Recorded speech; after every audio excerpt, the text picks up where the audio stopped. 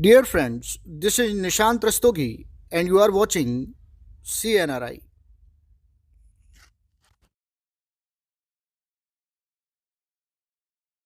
आइए अब इस क्वेश्चन को सॉल्व करते हैं।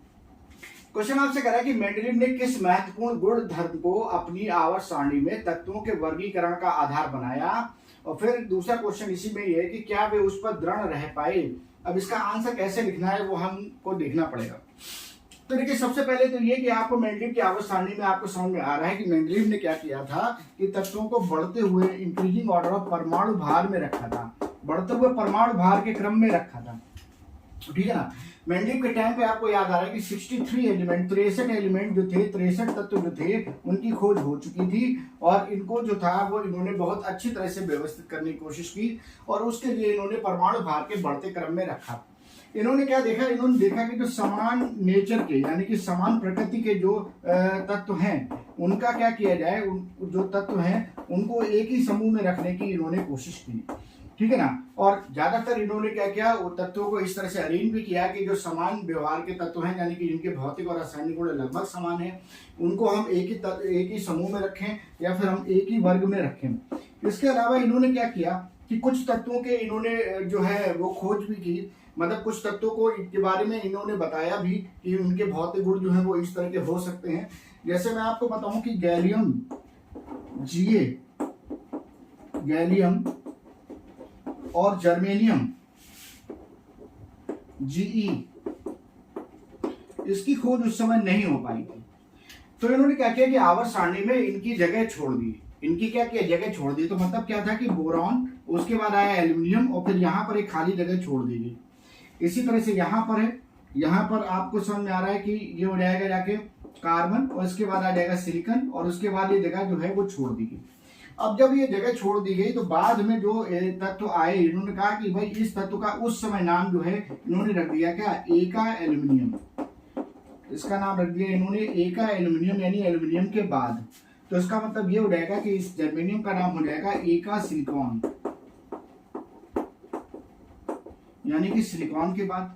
ठीक, बाद में इन्होंने कुछ इसकी भौतिक गुण भी बता दिए और जब ये तत्व खोजे गए, खोजने पर इसी तरह के भौतिक गुण मिले, तब उठा के जर्मेनियम को और गैलियम को उठा के यहाँ पर रख दिया गया। ठीक है ना। तो मेंडलीव ने क्या किया, कुछ तत्वों के बारे में डिस्कवरी भी की। इस तरह से मतलब उनके डिस्कवरी नहीं कहना चाहिए, मतलब उनके भौतिक गुणों के बारे में बता दिया कि भाई प्रिडिक्टेड कर दिया कि भाई पहले से ही जो है बता दिया कि भाई इस तरह से ही है। अच्छा, अब यहाँ पर ये आता है कि क्या वे उस पर दृढ़ रह पाए यानी कि बढ़ते हुए परमाणु भार पर दृढ़ रह पाए। तो भाई ये दृढ़ नहीं रह पाए। उसका कारण क्या था, इन्होंने मेन जो कॉन्सेप्ट लिया था वो ये लिया था कि जो समान प्रकृति के तत्व हैं उनको एक समूह में ही रखा जाए। अब देखा क्या गया, देखा ये गया कि जो टेलुरियम है इसका परमाणु भार जो होता है 127.6 होता है और जो आयोडीन है इसका परमाणु भार जो है वो 126.9 होता है। अब आयोडीन जो होता है उसके गुण जो है हैलोजन से ज्यादा मिलते हैं। अगर हम बढ़ते हुए परमाणु भार में रखें तो इसका मतलब है कि आयोडीन पहले आना चाहिए और टेलुरियम बाद में आना चाहिए, लेकिन टेलुरियम का जो के गुण जो है वो हैलोजन से नहीं मिलते हैं। तो इन्होंने समान प्रकार के तत्वों को एक ही वर्ग में रखने के लिए क्या किया, कुछ तत्वों को ऐसे रख दिया जिसमें पहला तत्व जो था उसका परमाणु भार ज्यादा था और दूसरा तत्व जो था परमाणु भार कम था। ठीक है ना। तो इस तरह से कुछ तत्वों को इन्होंने रखा, जैसे यहाँ पर आप लिख सकते हैं आमिर खान और फिर इसके बाद तेरी इच्छा और फिर ठंडा पेप्सी और फिर क्यों नहीं।